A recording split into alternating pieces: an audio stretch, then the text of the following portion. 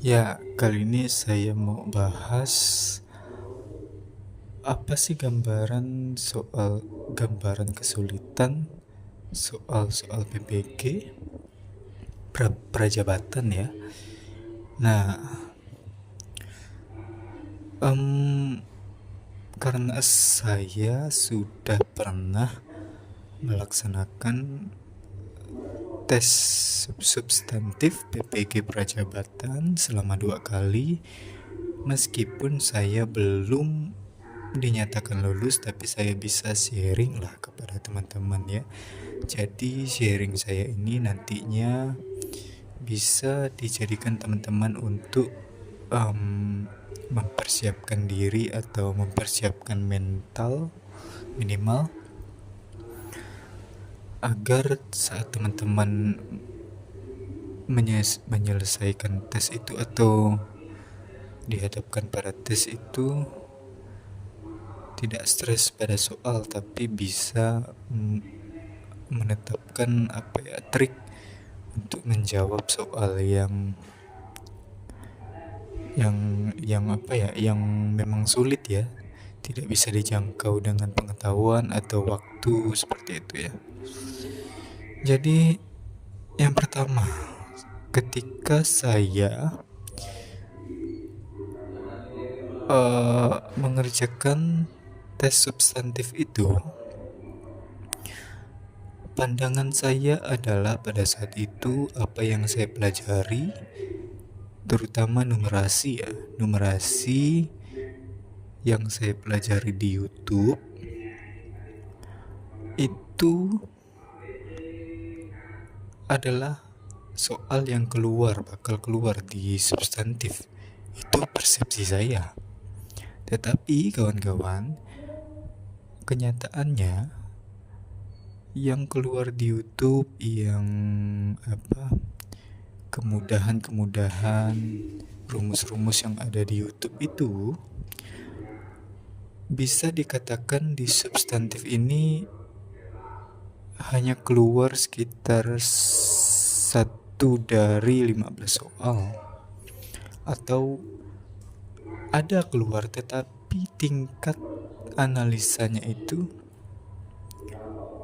tinggi mungkin menurut saya ya. Tidak tahu teman-teman, ini hanya pengalaman saya aja. Jadi yang saya temukan itu mungkin 1 sampai 3 soal aja yang ada rumusnya. Selanjutnya itu mungkin karena saya stres, karena dimensi waktunya satu soal berapa menit, jadi ngeblank. Saya tidak menemukan jenis literasi numerasi yang seperti bacaan numerasi yang seperti di YouTube itu. Ada pertanyaan, teks ya, ada teks, tapi angka-angkanya itu jelas gitu loh. Kita bisa menemukan rumusnya apa, kita temukan rumus dan jawaban. Kalaupun keliru ya jawaban karena kita sendiri, bukan karena pengetahuan kita kurang atau skill kita belum ada, begitu ya. Jadi saya itu udah belajar numerasi kemarin, tetapi yang keluar itu seperti itu teman-teman. Satu soal iya, itu pun masih sulit kita menemukan jawaban yang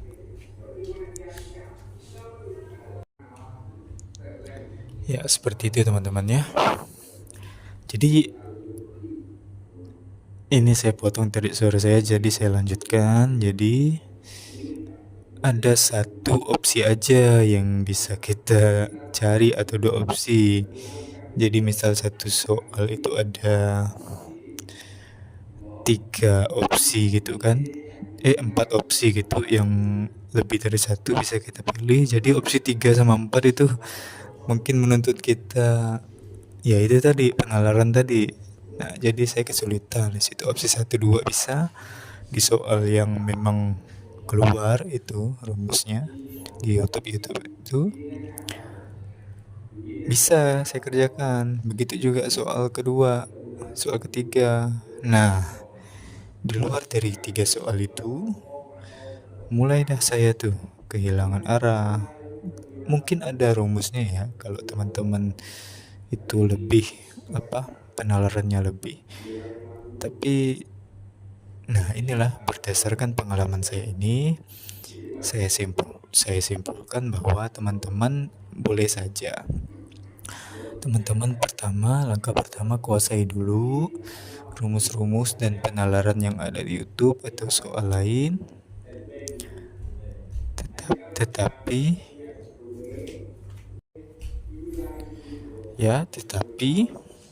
kawan-kawan juga harus tingkatkan itu yang namanya penalaran logika matematika.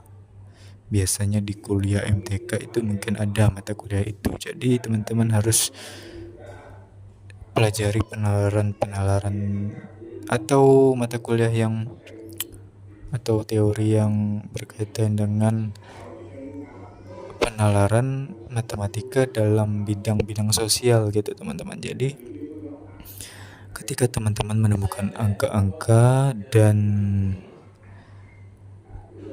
kasus-kasus sosial yang ada di situ, teman-teman tidak terkecoh dan bisa punya rumus gitu ya, penyelesaian dalam waktu 2-3 menit itu. Jadi seperti itulah teman-teman. Kalau untuk yang kedua, literasi atau tes bidang itu yakin aja teman-teman. Kalau teman-teman belajar itu pasti keluar kok. Literasi teman-teman, apa yang teman-teman pelajari itu bakal keluar teknik-tekniknya. Cuman literasi itu kan ada 3 bentuk soal.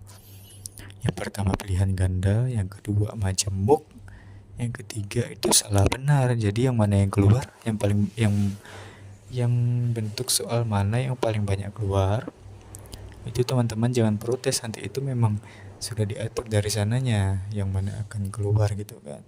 Tinggal tekniknya aja teman-teman tentukan untuk literasi itu.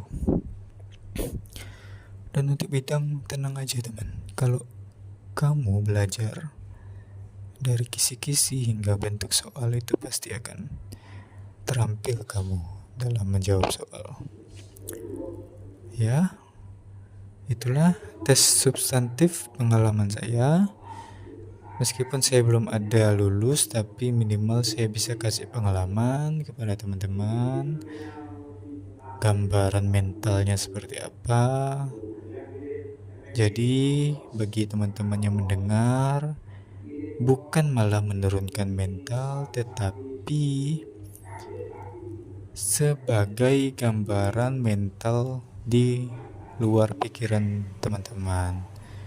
Jadi teman-teman yang punya konstruk pengetahuan dan skill yang lebih dari saya, teman-teman bisa ambil intisari pengalamannya dan teman-teman bisa rumuskan lagi strategi teman-teman yang terbaik untuk tes substantif yang teman-teman hadapi. Ya, itulah insight yang ingin saya berikan. Semoga membantu teman-teman. Semangat dalam tesnya. Semoga kalian lulus. Bye-bye.